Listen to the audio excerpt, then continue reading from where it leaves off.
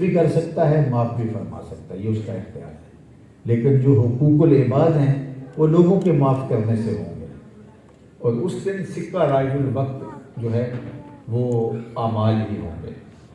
اللہ کے محبوب نے ایک دن صحابہ سے پوچھا من مفلس، مفلس کون سا ہے، غریب کسے کہتے ہیں؟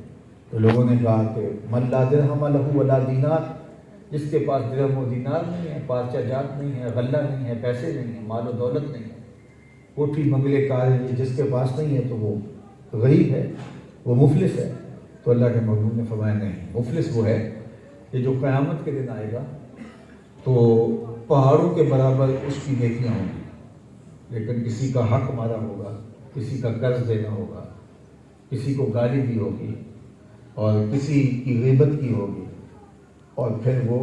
جب آ جائیں گے اپنا حصہ لینے تو پیسے تو ہوں گے نہیں، تو پھر اس کے عوض کے